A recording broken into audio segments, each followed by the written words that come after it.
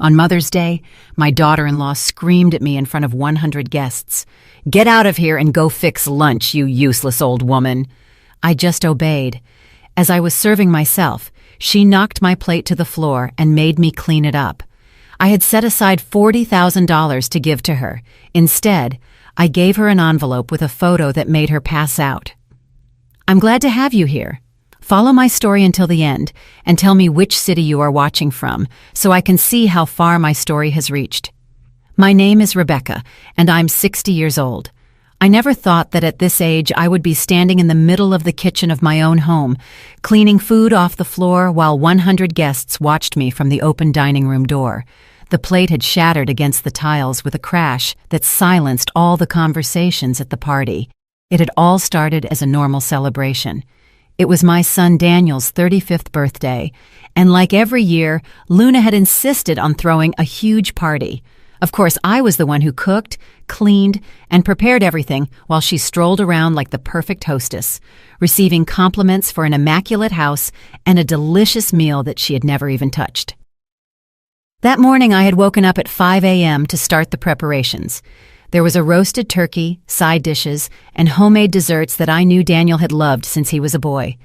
My arthritic hands ached after 3 hours of peeling potatoes and chopping vegetables, but I didn't care. It was for my son, for the family. Luna had appeared in the kitchen around noon, impeccably dressed in a white suit that probably cost more than my monthly Social Security check. She looked at me working by the stove and twisted her mouth into that expression of disgust that I knew so well. "Rebecca, I hope you didn't put too much salt in the meat like last time," she said without even greeting me. "My friends are very used to good cooking." I swallowed and nodded. I had been living with them for 5 years since I was widowed and had learned that responding only made things worse. Daniel worked so much that he rarely saw these little interactions between Luna and me. For him, his wife was an angel who had generously agreed to have his mother live in their house. The guests started arriving at 2 in the afternoon. I stayed in the kitchen serving the dishes, while Luna greeted everyone in the living room. I could hear her crystalline laughter, her charming comments, the way everyone congratulated her on her wonderful hospitality. "Daniel is so lucky to have you," I heard our neighbor, Mrs. Henderson, say to her.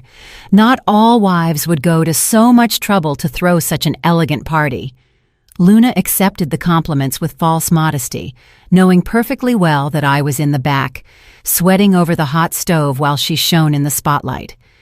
When it was finally time to eat, Luna came into the kitchen with that cold smile she reserved especially for me. "Rebecca, I want you to serve dinner," she said, but there was something different in her tone, something harder, more cruel. "And please, use the apron. We don't want the guests to think you're just another guest." My cheeks burned with shame. The apron was one thing, but the way she said it, as if I were a servant instead of the owner of the house where I had raised my son, cut me like a knife. I served plate after plate, carrying heavy trays that made my back ache. The guests ate and chatted lively while I went back and forth between the kitchen and the dining room. Some smiled politely, others just ignored me as if I were part of the furniture. When I was finally able to sit down with my own plate, Luna came up from behind. She had been drinking wine all afternoon, and her voice had that dangerous edge that appeared when she had too much. "What do you think you're doing?" she asked in a loud voice, loud enough that several guests turned to look. I'm eating," I mumbled, confused. "Eating here, with the guests?" Her voice rose another notch. "Rebecca, please, you know perfectly well that your place is in the kitchen." The silence that followed was deafening. I could feel the stares of everyone at the table. My heart started beating so hard, I thought everyone could hear it. "Luna, I started. But she cut me off. "Get up," she yelled. "Go to the kitchen where you belong, you useless old woman." The words hit me like a physical slap. Useless old woman. In front of 100 people I had known for years, people from my church, neighbors, Daniel's friends, all of them looking at me with a mixture of shock and pity that made me want to disappear from the world. I got up slowly, my legs trembling. I didn't say anything because I couldn't. My throat was closed. My eyes burned with tears that I refused to shed in front of all of them. But Luna wasn't finished. As I passed her carrying my plate, she stuck out her foot. It wasn't an accident. It was deliberate, calculated, cruel. I tripped and my plate flew through the air, crashing onto the kitchen floor in an explosion of food and broken china. "Look what you did!" she screamed, acting as if it had been my fault. "Clean up that mess immediately!" I knelt on the cold floor, picking up the pieces of china with trembling hands. The food had spread everywhere. Mashed potatoes, gravy, chunks of turkey, all the work of my morning reduced to garbage on the floor. But as I cleaned, something changed inside of me. It wasn't dramatic. It wasn't explosive. It was quiet and cold like the ice that forms on windows during winter. As my knees ached against the tiles and Luna continued to yell orders at me from above, I made a decision. I had endured 5 years of this. 5 years of small and large humiliations. 5 years of being treated like an obstacle in the house where I had raised my son. 5 years of watching Luna manipulate Daniel, of seeing her spend his money, of seeing her turn my home into her personal kingdom. I finished cleaning in silence. The guests had returned to their conversations, though I could feel their occasional glances filled with pity. When I got up from the floor, Luna had returned to the living room, laughing as if nothing had happened. But I knew something had happened.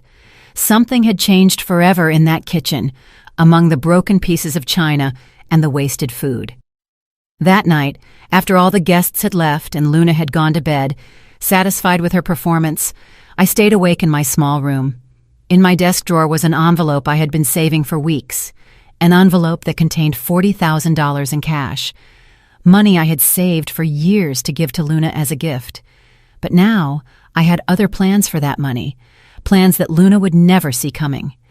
The $40,000 had been my secret for 3 years. Every month when my Social Security check arrived, I set aside what I could. $20 here, $50 there, sometimes more when I managed to save on medicine, or when Daniel gave me extra money without Luna knowing. My plan had been to give that money to Luna for their upcoming wedding anniversary, thinking that maybe, just maybe, it would make her treat me better. How foolish I had been. The morning after the party, I woke up with a clarity I hadn't felt in years. As I made coffee in the silent kitchen, I took the envelope from its hiding place behind the spice jars. $40,000 in $100 bills, carefully counted and saved. Money that Luna would never know existed. But there was another envelope too, a smaller one that I had been preparing in secret for the last 6 weeks. This one didn't contain money. It contained something much more valuable, the truth. It had all started 2 months ago when I went to the supermarket and saw Luna leaving a downtown hotel with a man who was definitely not my son. At first, I thought my eyes were deceiving me. I'm 60 years old after all, and my eyesight isn't what it used to be. But when I saw them hug and kiss passionately next to the man's red sports car, I knew I hadn't been wrong. Marcus Holloway. I recognized him immediately. He had been Daniel's best friend since college, his best man at the wedding, the man who had dinner at our table every Friday night, the man who hugged my son like a brother while sleeping with his wife in the afternoons. That night, I couldn't sleep. I stayed awake wondering what to do. Should I tell Daniel immediately? Confront Luna? But I knew my daughter-in-law well enough to know she would deny everything. She was a master of manipulation, an expert at making others doubt their own reality. So I decided to wait and watch and document. For the next few weeks, I started paying attention in a way I never had before. I noticed that Luna went shopping every Tuesday and Thursday afternoon, always in a hurry, always getting too dressed up for simple errands. I noticed that Marcus visited our house more often when Daniel wasn't home, always with some excuse about dropping something off or picking something up. One afternoon, while Luna was in the shower after one of her shopping days, I checked her phone. I know it was wrong, but after years of humiliation, my conscience had developed some convenient cracks. The messages I found made me sick to my stomach. Not only did they confirm the affair, but they revealed that they had been laughing at Daniel behind his back. Luna had written to Marcus about how silly her husband was, how easy it was to manipulate him, and how he would never suspect anything because he trusted her too much. "He's like a little puppy," Luna had written. "He does everything I tell him and gives me everything I want. Meanwhile, you and I can have all the fun we want." Marcus's response was just as despicable. Poor Daniel. He was always too good for his own good. At least his money is paying for these romantic getaways for us. I read those messages, trembling with rage. Not only were they betraying my son, but they were spending his money on their affair. Daniel worked 60 hours a week to support the lifestyle Luna demanded, and she was using that money to finance her infidelity. But there was more, much more. Following the messages backward, I discovered that the affair had been going on for more than 2 years. 2 full years of lies, of betrayal, of laughter at my son's expense. And worst of all, they had been planning to get a divorce once Luna could secure a good sum in the divorce settlement. "I just need a couple more years," Luna had written. "When I get divorced, I'll get to keep half of everything, the house, the savings, the investments. Then we can be together officially with enough money to live comfortably." Marcus had replied, "And what about old Rebecca? She'll be the first to go." "Daniel will keep her in some cheap nursing home somewhere," Luna had responded. "I'll finally have my house all to myself." A cheap nursing home. After having raised Daniel since he was a baby, after having taken care of the house for 5 years while they lived their perfect life, Luna had already decided my fate. A cheap place where I would be left to die slowly while she enjoyed the fortune my son had built. That night, with trembling hands, I started taking screenshots of everything. Every message, every photo, every sordid detail of their betrayal. I also started following them discreetly, documenting their encounters with photos taken from a distance.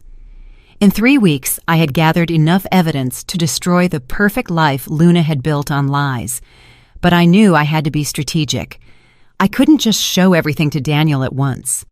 Luna was too skilled at manipulating situations. I needed the perfect moment.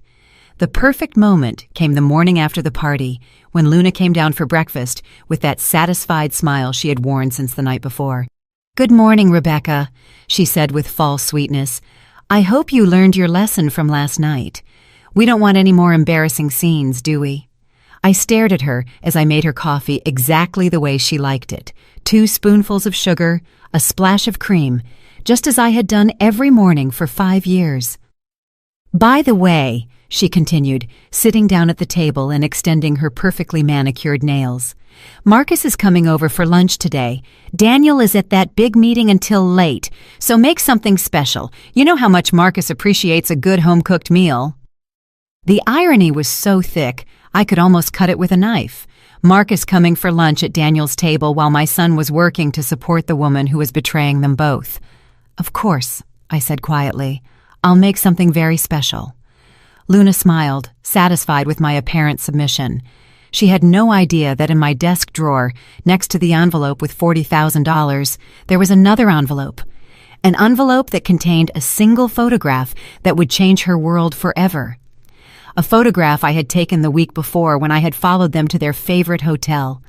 A clear, sharp, undeniable image. Luna and Marcus, in a position that left no doubt about the nature of their relationship. But that photo was just the beginning. What Luna didn't know was that I also had evidence of something much worse. Something that would not only destroy her marriage, but could destroy her entire life. As I watched her drink her coffee, carefree and arrogant, I savored the moment. Very soon, that smile would be wiped from her face forever. The truth had begun to be revealed 3 weeks earlier when I hired Samuel Hayes, a private investigator who worked from a small office above the downtown bakery. It wasn't a decision I made lightly. The $500 I paid him was almost 2 months of my personal savings, but I knew I needed professional help. Samuel was a man in his 50s, discreet and efficient. When I showed him the first photos I had taken of Luna and Marcus, he nodded with the expression of someone who had seen this story too many times before. "Mrs. Collins," he had said, I understand your situation, but you need to know that this goes deeper than you think." I didn't understand what he meant until he came back a week later with a file that changed everything I thought I knew about Luna. My daughter-in-law's real name wasn't Luna Miller, as she had told us when she married Daniel. Her real name was Carmen Valdez, and she had a past that she had carefully hidden for 7 years of marriage. "Your daughter-in-law was arrested in Nevada 10 years ago for marital fraud," Samuel explained, showing me official documents. "She married 3 different men in a 2-year period, emptying their bank accounts before disappearing." My hands trembled as I read the police reports. There were photos of Luna, younger, but unmistakably her, along with her aliases: Carmen Valdez, Sofia Martinez, Isabella Rodriguez. Each identity had been carefully crafted to trap successful, lonely men. "How is that possible?" I whispered. "Daniel ran a background check on her before they got married. He's very careful about these things." Samuel smiled sadly. "Your daughter-in-law is a professional, ma'am. The documents your son saw were forged. Birth certificates, university degrees, employment references, all fabricated by a network that specializes in creating clean identities for con artists." The file contained much more. Luna had been legally married to a man named Robert Sanchez in Las Vegas when she married Daniel. Technically, her marriage to my son was null and void, but there was something even worse. "There's more," Samuel continued, his voice dropping to a whisper. "Your daughter-in-law didn't work alone in Nevada. Her main accomplice was a man named Marcus Holloway." My world stopped. Marcus, Daniel's best friend, his best man at the wedding, the man who had been having dinner at our table for 7 years while planning to destroy my son from the inside. "Marcus and Carmen worked together to scam 3 different victims," Samuel explained. "The pattern was always the same. She would marry the target. He would become a close friend to gain their trust, and together they would empty the accounts before disappearing." "Why didn't they disappear after scamming Daniel?" I asked, although part of me already knew the answer. "Because Daniel turned out to be more valuable than they expected," Samuel replied. "Your son built a considerable fortune during these years. Instead of stealing a fixed amount and running, they decided to stay and milk the cash cow for as long as possible." He showed me more documents, bank records that showed regular transfers from Daniel's accounts to offshore accounts controlled by Luna and Marcus. For 7 years, they had been systematically stealing small amounts that Daniel would never notice, $500 here, $1,000 there. "In total," Samuel said, "we estimate they've stolen approximately $250,000 during the marriage, $250,000, $250,000. The money Daniel had worked so hard to earn, money he thought was securing his family's future, had been flowing directly into the accounts of his 2 closest predators. But the worst was yet to come.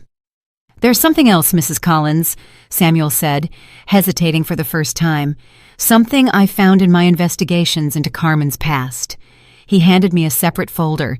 Inside were newspaper clippings from 12 years ago from a small town in Arizona. The headline chilled me to the bone: "Young woman disappears after confronting scammers." The victim was named Elena Vasquez, a 26-year-old teacher who had discovered that her fiancé was scamming her along with his best friend. Elena had threatened to go to the police. 3 days later, she disappeared. Her body was never found. "Are you suggesting that Luna—" I couldn't finish the sentence. "I'm not suggesting anything," Samuel said carefully. "But Carmen Valdez and Marcus Holloway were in Arizona at that time using other names, and Elena Vasquez had discovered their scheme exactly as you did." I felt the air escape from my lungs. Not only was Luna a professional con artist, but she was potentially something much worse, and I was living under the same roof as her, knowing her secrets. "What do you recommend I do?" I asked. My voice was barely a whisper. Samuel closed the folder slowly. "Be very, very careful, Mrs. Collins. People like Carmen don't hesitate to do whatever is necessary to protect their secrets if she suspects you know something." He didn't need to finish the sentence. I understood perfectly. That night, I returned home with the file hidden in my shopping bag. Luna was in the living room watching television, laughing at some romantic comedy. She seemed so normal, so innocent. But now when I looked at her, I saw the predator she really was. "How was your day, Rebecca?" she asked, without turning to look at me. "I hope you didn't spend too much money at the supermarket. You know Daniel worries about expenses." The irony was nauseating. Luna, who had stolen $250,000, was scolding me for spending money on food. "It was a normal day," I replied, keeping my voice steady. "Nothing special." But as I went up to my room, I knew that everything had changed. On my desk, next to the envelope with $40,000 and the photograph of Luna with Marcus, I now had something much more powerful. The complete evidence of who Carmen Valdez really was. Daniel would be home in 2 hours. Luna would be waiting for him with her perfect smile and her Judas kisses. Marcus would come to dinner on Friday as always, playing the role of the loyal best friend. But this time, it would be different. This time, I would have the opportunity to expose the two predators who had been preying on my family for years. I just had to find the perfect moment. And that moment came sooner than I expected. The next day, Luna announced that she wanted to host a special dinner to celebrate Daniel's promotion at work. "An intimate dinner," she said. "Just for close family and a few special friends. I'll invite Marcus, of course," she said casually. "And maybe a few of my friends from the club. It'll be a perfect night." As I listened to her plan her next performance, I smiled for the first time in weeks. Luna was right about one thing. It would be a perfect night, but not in the way she expected. The envelope with the photograph of her and Marcus was still waiting in my drawer, but now I knew that a simple photo of infidelity wouldn't be enough. I had evidence of something much more devastating, and when the right moment came, I would hand it all over. The special dinner was scheduled for Saturday night. Luna had spent the entire week organizing every detail with the precision of a general preparing for battle. She invited 12 people. Marcus, of course, a few friends from her tennis club, 2 neighboring couples, and Daniel's business partners, who she considered important for his career. As always, I was invisible in her plans, except as the unofficial cook. For 3 days, she had me preparing appetizers, testing recipes, and making sure everything was perfect for her big night. "Rebecca, I want this night to be flawless," she told me Friday morning as she reviewed the guest list for the 10th time. "Daniel deserves to have his success celebrated properly." Daniel's success.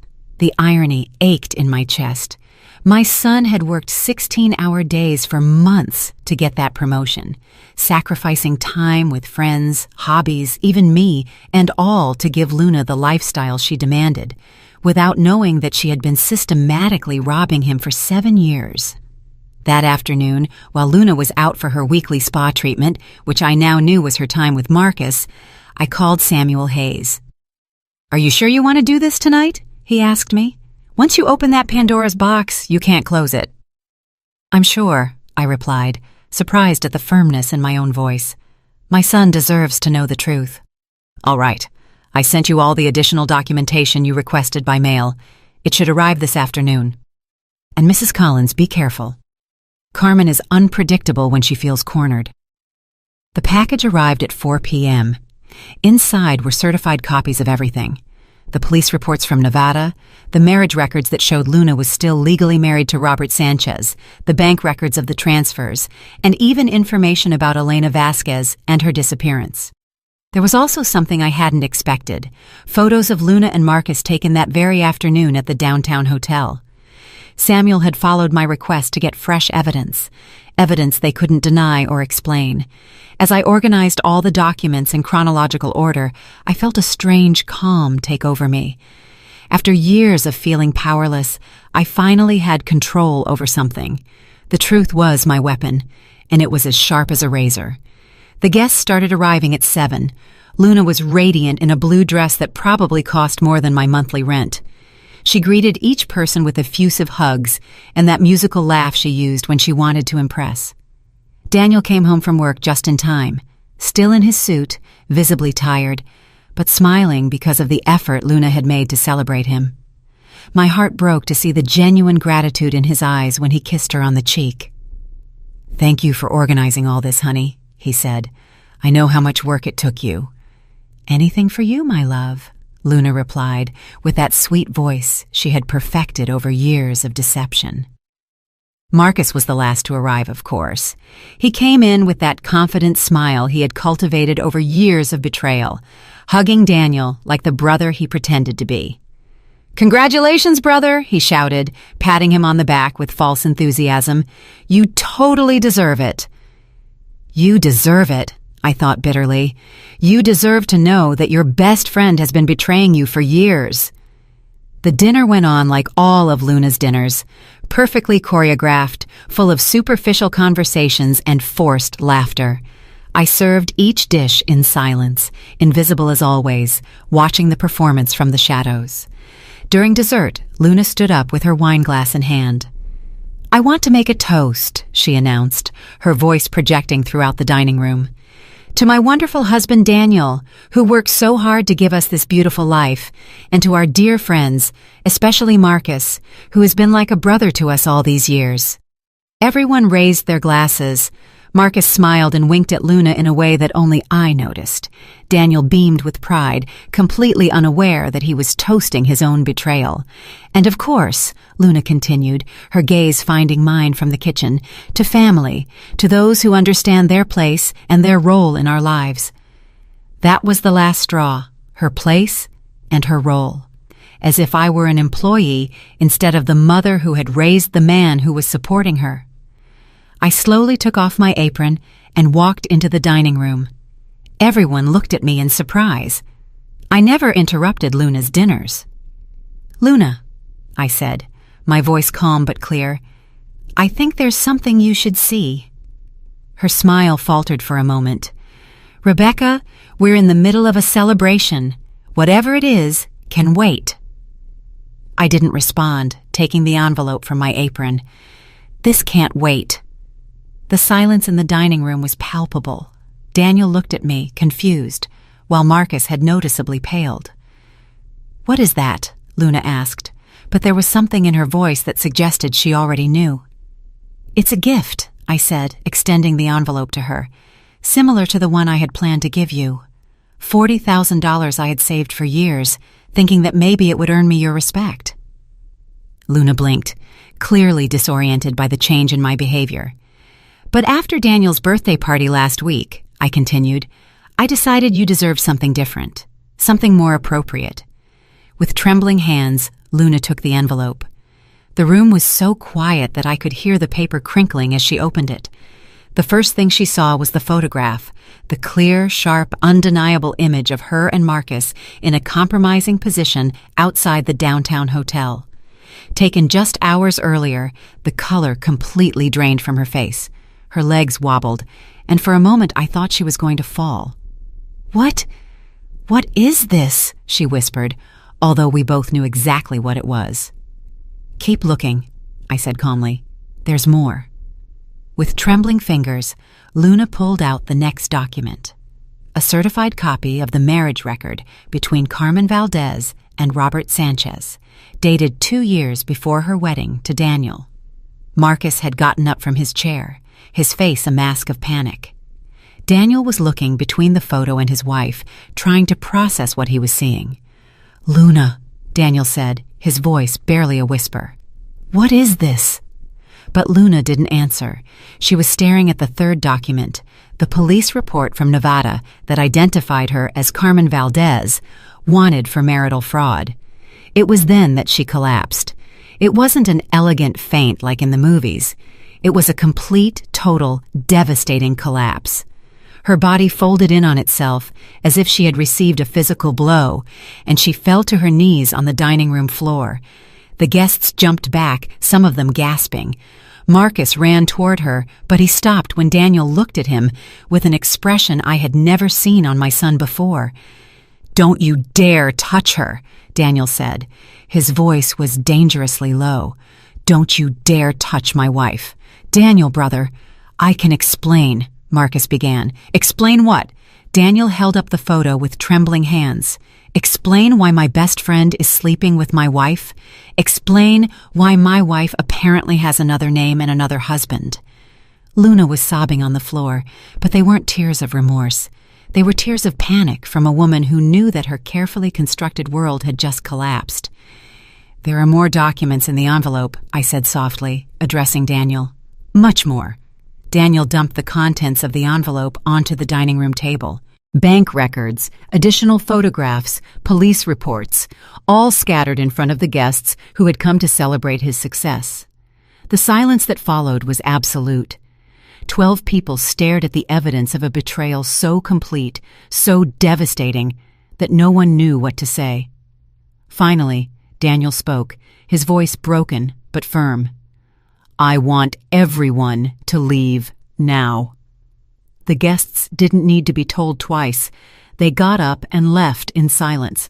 Some mumbled apologies, others simply fled from the discomfort. Marcus was the last to move. He approached Daniel with his hands outstretched, pleading, Daniel, please, let me explain. Things got complicated, but we never wanted to hurt you. My son looked at him with a coldness that surprised me. Get out of my house, he said quietly, and if I ever see you near my family again, I'm calling the police. Marcus looked at Luna, who was still sobbing on the floor, then at me. His eyes met mine, and I saw something there that chilled my blood. It wasn't remorse, it was a threat. After Marcus left, Daniel knelt beside Luna, not to comfort her, but to speak. How much of this is true? He asked. Luna raised her head, and for the first time in 7 years, I saw her true face, without the mask of the perfect wife, without the act of the grateful daughter-in-law. It was the face of Carmen Valdez, the professional scammer. Everything, she whispered, everything is true. And with those 3 words, my son's marriage came to an end. The days that followed the dinner were like watching a building crumble in slow motion. Luna, or Carmen as we now knew her real name was, didn't get up from the dining room floor for almost an hour after the guests left. She stayed there, sobbing, trembling, occasionally mumbling incoherently about how everything had gone wrong. Daniel had sat in his chair, staring at the documents scattered on the table. He hadn't screamed or erupted in fury as I had expected. Instead, there was a stillness in him that scared me more than any angry outburst. "Mom," he finally said, his voice barely audible. "How long have you known about this?" The question went through me like an arrow. 6 weeks, I admitted. I started to suspect 2 months ago, but I didn't have proof until 6 weeks ago. He nodded slowly, as if he were processing every word. "Why didn't you tell me sooner?" "Because I knew she would find a way to make you doubt me," I replied honestly, "and because I needed to be completely sure." That night, Daniel stayed up until 4 a.m., reading every document, verifying every detail. Carmen had gone up to the master bedroom and hadn't come out since. I could hear her occasional cries through the walls, but they no longer sounded like remorse. They sounded like self-pity. The next day, Daniel hired a lawyer. Margaret Thompson was a severe woman in her 60s, specializing in complicated divorces and marital fraud. When Daniel showed her all the evidence that Samuel had gathered, her eyes lit up with the satisfaction of a predator who had found easy prey. "This is more than enough," she told Daniel during their first meeting. "The marriage is null and void due to bigamy. She isn't entitled to any marital property. In fact, we could sue her for the $250,000 she stole." But Daniel was too good for his own good, even after everything he had discovered. "I just want her to leave," he told me that night. "I want her to disappear from our lives forever." Carmen had been locked in the room for 3 days when she finally came down. She looked terrible. Her eyes were swollen, her hair was a mess, and she was wearing the same clothes as the night of the dinner. But when she saw me in the kitchen, something in her eyes changed. Desperation transformed into something more dangerous. "This is your fault," she told me. Her voice was hoarse from crying so much. "You destroyed my life." I turned slowly to face her. I didn't destroy anything, Carmen. You built your life on lies, and lies always eventually collapse. Her face contorted with fury. My name is Luna. I'm Luna Miller Collins. I've been a part of this family for 7 years. Your name is Carmen Valdez, I replied calmly. And you were never a part of this family. You were a parasite feeding off it. That's when she attacked me. She lunged at me with her nails out, screaming obscenities. For a moment I feared for my life. But Daniel appeared in the kitchen just in time, grabbing her by the arms and holding her away from me. Let go of me! Carmen screamed. This old witch ruined everything I worked for. What you worked for, Daniel said, his voice as cold as ice, was to steal my life. That was the first time I had ever seen my son truly angry. Not explosive rage, but something deeper and more controlled. Carmen must have seen something in his eyes too, because she stopped fighting and collapsed against him, sobbing. Daniel, please, she pleaded. I know I made mistakes, but I love you. I really love you. We can get through this. Daniel pushed her away from him as if she were something dirty. You don't know what love is, Carmen. You only know how to manipulate it. The next few days were a whirlwind of legal activity. Margaret Thompson had started the annulment process, frozen the joint bank accounts, and filed a civil lawsuit for the stolen funds. Carmen had hired her own lawyer, a nervous man who had clearly realized that he had an impossible case to win, but Carmen had one last ace up her sleeve. A week after the confrontation in the kitchen, the police arrived, 2 serious officers who asked to speak with me about certain accusations. Carmen had filed a complaint alleging that I had been harassing her, threatening her, and that I had falsified evidence against her. She claimed that the photographs had been digitally manipulated and that the documents about her past were malicious fabrications. She's a bitter old woman who never accepted me, the detective told me. She's trying to destroy my marriage because she's jealous of my relationship with her son. Fortunately, Samuel Hayes had anticipated this possibility. He had certified copies of all the documents, testimonies from the sources in Nevada, and forensic evidence that the photographs had not been altered. The police investigation lasted exactly 3 days before they dismissed Carmen's accusations as false. But the damage to her credibility was devastating. Her own lawyer resigned after discovering that she had also lied to him about several aspects of her case. That's when Marcus reappeared. He had been in hiding for 2 weeks, probably waiting for everything to calm down. But when he realized that Carmen was losing, he decided to save his own skin. He showed up at Margaret Thompson's office with his own lawyer, offering to testify against Carmen in exchange for immunity. He had detailed records of all the financial transfers, copies of text messages, and evidence of other schemes they had been running together. Marcus Holloway was smart, Margaret explained to me after the meeting. He realized that Carmen would sink him with her if he didn't act first. His testimony seals the case completely. Carmen found out about Marcus's betrayal that same afternoon. Her reaction was spectacular, even by her standards. She showed up at the house screaming, breaking things, and threatening to tell the truth about everyone. Marcus and I were a team, she screamed, as Daniel called the police. If I go down, he's coming with me, and so are you, Daniel. You're all going to pay. But her threats were empty. Without Marcus as an ally, without money for decent lawyers, and with all the evidence against her, Carmen had no power to hurt anyone else. The police arrested her that night for violating a restraining order that Daniel had obtained days earlier. She spent 3 days in jail before she could post bail. When she came out, she had changed. She was no longer the furious, desperate woman from before.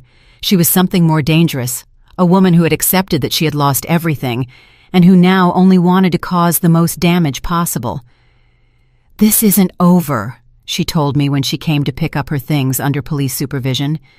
You may have won this battle, Rebecca, but I know things about this family that could destroy you all. I looked her directly in the eyes. You no longer have power here, Carmen. You can no longer hurt my family. She smiled, but there was no joy in that expression.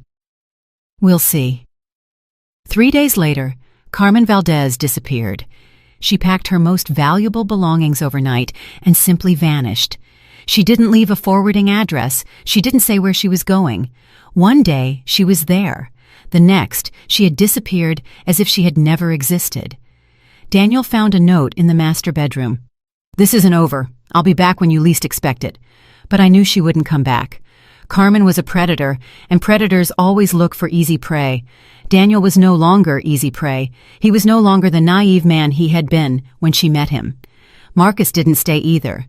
After testifying against Carmen, he sold his house and moved to another state. He had lost not only his accomplice, but also the best friend he had betrayed for years. For the first time in 7 years, the house was at peace. There was no more tension, no more walking on eggshells, no more pretending that everything was fine when it clearly wasn't. Daniel had lost a wife and a best friend, but he had gained something more valuable: the truth. And after living in lies for so long, the truth felt like freedom. But I knew that the real healing was just beginning. 6 months after Carmen disappeared, Daniel and I were sitting in the backyard, enjoying morning coffee in a comfortable silence we hadn't shared in years. The lawn was green and well kept. The flowers I had planted were blooming without the constant tension that had dominated the house for so long. "Mom," Daniel finally said, breaking the silence, "I never properly thanked you for what you did." I put my cup on the saucer and looked at him. My son had changed during these months. The stress lines around his eyes had softened. He had gained back weight that I hadn't realized he had lost, and for the first time in years, he seemed truly at peace. "You don't need to thank me for protecting my family," I said. "But I do need to apologize," he continued, his voice filled with emotion. "For 7 years, I let Carmen treat you horribly. I saw you serve, clean, and endure her humiliations, and I did nothing to stop her." I felt a lump in my throat. "Were you in love, Daniel? Or did you just think you were?" "No," he said firmly. "That's no excuse. You're my mother. You raised me alone after Dad died. You worked 2 jobs to put me through college. You sacrificed everything for me, and I let a stranger treat you like you were invisible in your own home." Tears began to roll down my cheeks. We had had many conversations during these months, but this was the first time Daniel had truly confronted his role in everything that had happened. "For years I wondered, why didn't you stand up for me?" I admitted. "Why didn't you ever see what Carmen was doing to me? I even came to think there was something wrong with me." Daniel closed his eyes, the pain evident on his face. "My God, Mom. Carmen was very skilled at manipulating me. Every time I noticed something, she had an explanation. She said you were difficult, that you were jealous of our relationship, that you needed boundaries because you were too demanding. And you believed her?" "I wanted to believe her," he admitted. "It was easier to believe that the problem was you than to face the possibility that my perfect wife was a liar." We remained in silence for a few minutes, processing years of pain and misunderstanding. "Do you know what hurt me the most?" I finally asked him. Daniel shook his head. "That after all I sacrificed for you, after all the years I cared for you and loved you unconditionally, you chose to believe a woman you had only known for a few years instead of trusting the mother who had been there your whole life." Daniel got up from his chair and knelt beside mine, taking my hands in his. "You're right," he said, his voice breaking, "and there's no excuse for that. But I want you to know that I will never, ever again let anyone treat you that way, and I will never again doubt you when you tell me something is wrong." I hugged him then, feeling as if I was getting my son back after years of having lost him to a stranger. The following weeks brought more revelations. Margaret Thompson had managed to recover $80,000 of the funds that Carmen and Marcus had stolen. It wasn't everything, but it was significant. Daniel used some of that money to remodel the house, removing all traces of Carmen's reign. "I want this to be your house again, Mom," he told me as the workers tore down the wallpaper Carmen had chosen. "I want you to feel welcome here again." He also insisted on giving me the $40,000 I had saved for Carmen. "That money is yours," he told me when I protested. "You saved it from your own Social Security, and I want you to use it for yourself. Trips, hobbies, whatever makes you happy." For the first time in decades, I had money that was completely mine. Not for the family, not for emergencies, but just for me. I decided to use it for things that Carmen had never allowed. I redecorated my room, bought books, and even enrolled in painting classes at the community center. The biggest transformation, however, was in Daniel himself. Without Carmen constantly manipulating him, my son began to rediscover who he really was. He started cooking again, something he had loved, but that Carmen had constantly criticized. He renewed his passion for photography. He even started hanging out with friends that Carmen had subtly pushed away over the years. "I feel like I'm waking up from a very long dream," he told me one night, "a dream where I wasn't myself." But the true test of our healing came when Daniel started dating someone new. Sarah was a 42-year-old nurse, divorced with 2 teenage children. She was the opposite of Carmen in every way, practical instead of glamorous, honest instead of manipulative, genuinely kind instead of charming in a calculated way. The first time Daniel asked me what I thought of her, my heart stopped. For years I had learned to keep my opinions to myself, to smile and nod no matter what I really felt. "I want your honest opinion, Mom," he said. "If there's anything you don't like about Sarah, I need to know. I'm never going to ignore your gut feeling about people again." "I like her," I said, and it was completely true. "She's genuine. She's not trying to impress you, and most importantly, she treats you with real respect, not that fake admiration that Carmen used to manipulate you." Daniel smiled. "That's exactly what I thought." Sarah started coming over for Sunday dinners, sometimes bringing her children. It was wonderful to have kids in the house again, filling the spaces that had been silent for so long. And Sarah always insisted on helping with the cooking, treating me as an equal instead of an invisible servant. "Mrs. Collins," she said to me one afternoon as we washed dishes together, "Daniel told me what happened with his ex-wife. I want you to know that I completely respect the place you have in his life. This is your house, your family. I'm just a guest."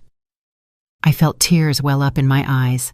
"Call me Rebecca," I said, "and you're not a guest. If Daniel is happy with you, then you're welcome here."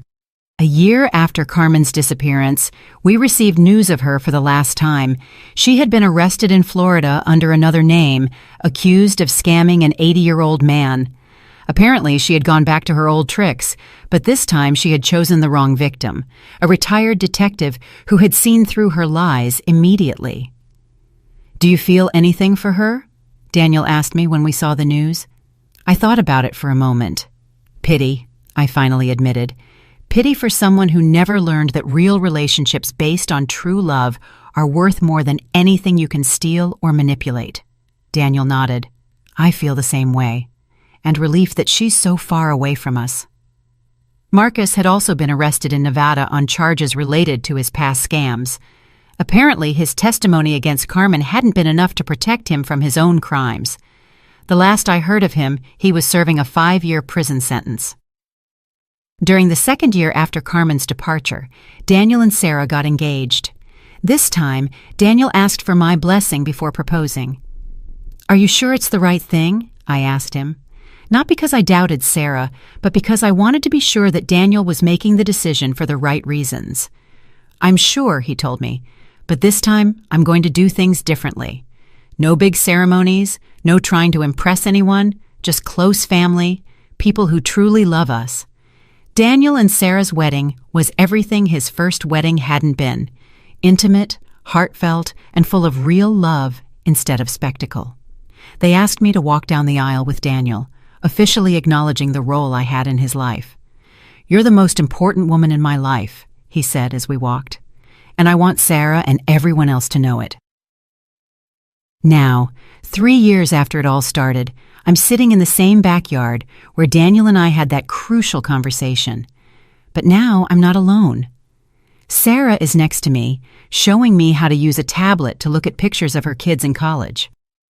Daniel is in the kitchen preparing lunch for all of us, singing softly as he cooks. The house is full of real life again.